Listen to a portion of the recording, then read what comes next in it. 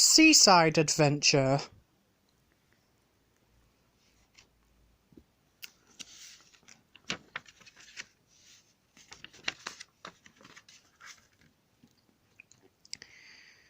The Pontypandy Fire Brigade was holding a charity fete at nearby White Sands Beach. It's jolly good of the Newtown Fire Brigade to be on call at Pontypandy today, said Fireman Sam, and to give me time off for the fete, added firefighter Penny Morris.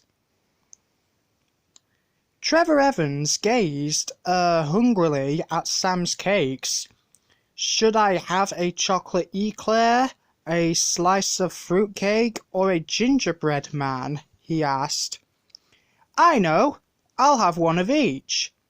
At this rate, we'll make a fortune for the Pontypandy Children's Hospital, chuckled Fireman Sam.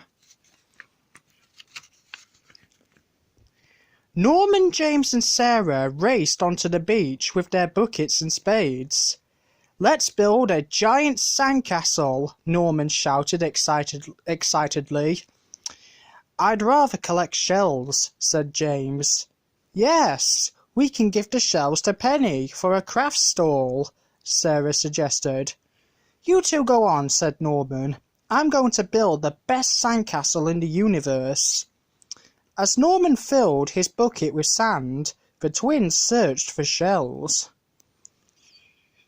There aren't many shells on the beach today, said James gloomily. Look, said Sarah, there's a cave in the cliffs. I bet there are lots of shells in there. Let's go and see. The twins raced across the sand to the cave and peered inside. I don't think we should go in there, said James nervously. It could be haunted. Don't be a scaredy cat, chuckled Sarah. Come on, let's explore. Inside the cave, the twins found a shallow rock pool. It was full of shells. Brill! Cried Sarah, her voice echoing as she paddled into the crystal clear water.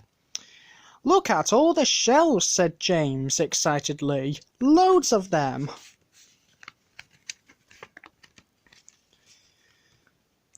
On the promenade, Station Officer Steele served Dillis a glass of cool punch. Perfect for a hot day like today, don't you think? He said. Oh, yes, very nice, Dillis agreed. Station Officer Steele rattled his bucket. Aren't you forgetting something, Dillis? Silly me, chuckled Dillis, dropping some change into the bucket. I always like to give to a good cause.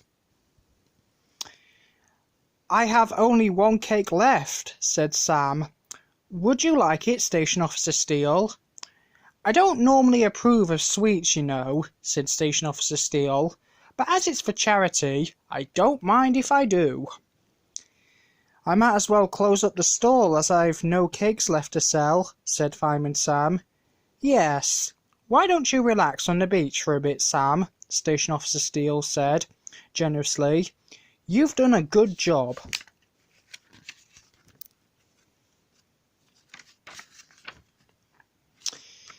Inside the cave, Sarah and James were busy collecting shells.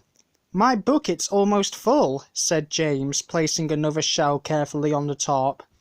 Shh, said Sarah. She held a large shell to her ear. I think I can hear the sea. No wonder, cried James. The tide is coming in. The water is rising fast, exclaimed Sarah. James, how are we going to get back to the beach? I don't know, said James. Come on, let's climb onto that ledge.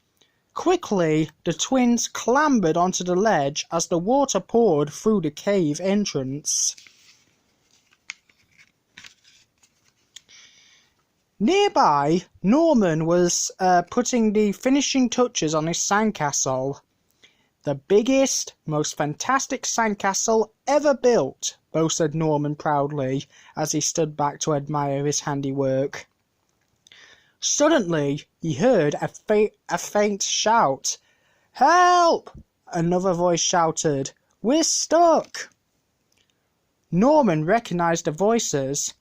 "That sounds like the twins," he thought. He headed towards the cave, but it was now cut off entirely from the beach by the incoming tide. "Oh no!" he gasped. "Sarah and James are trapped! I must get help!" Norman raced down the beach as fast as he could until he reached Fireman Sam. "Fireman Sam, you've got to help!" cried Norman. "Great fires of London!" Sam exclaimed when Norman had told him the problem. He dashed down the beach to the jetty. "Station Officer Steele, I need your help," Sam told him. "We'll have to commandeer one of these boats." As Fireman Sam and Station Officer Steele untied a speedboat, Sam quickly explained the situation.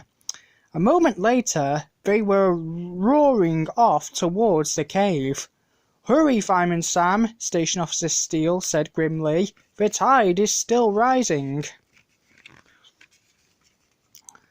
Within minutes, Fireman Sam was steering the boat towards the cave entrance.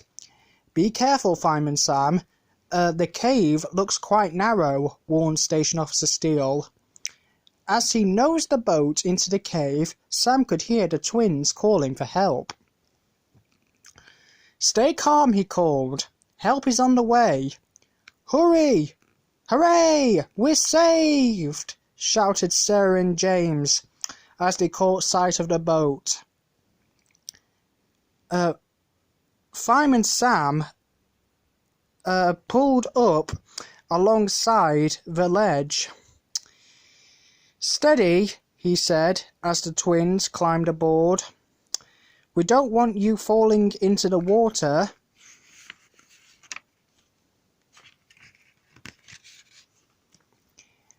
The children laughed as the speedboat raced across the sea towards the jetty. "This is brill," giggled Sarah, her hair whipping about in the wind. Just then, however, the boat began to cough and splutter. Sam glanced at the controls. "That's done it," he groaned. "We're out of petrol."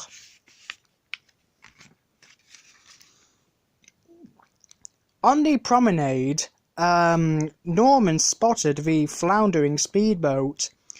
"Something's wrong with Fireman Sam's boat," he cried. "You're right. It looks as if he's got engine trouble," said Penny, springing into action. "Elvis, you row out to the speedboat with Venus's lifeline. I'll start unwinding it." Fireman Sam and Station Officer Steele tried paddling the speedboat with their hands, but it was no use. "I'm afraid we're just going around in circles, sir," panted Fireman Sam. "Look!" cried James. "There's Elvis!"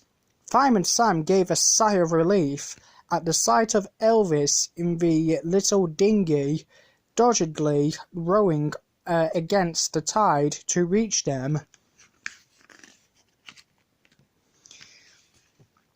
"Good work, Cridlington," beamed Station Officer Steele as Elvis climbed into the speedboat with the lifeline. Thank you, sir," replied Elvis proudly.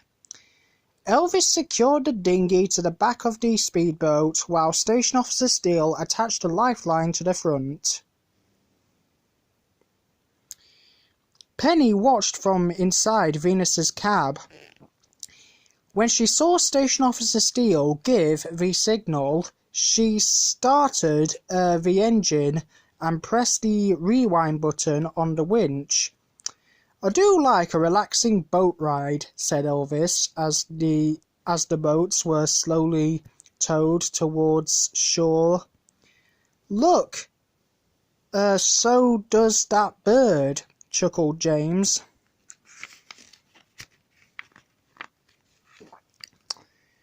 You could have spent a cold night in that cave if it hadn't been for Norman's prompt action, Fireman Sam told James and Sarah when they were safely on shore.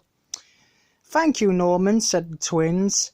Sam placed a plastic firefighter's helmet on Norman's head. For your help today, I name you an honorary firefighter, said Sam. Everyone clapped. Magic! Thanks, Fireman Sam. Norman picked up his bucket and spade. Now that I'm a firefighter, I'd better build myself a fire station.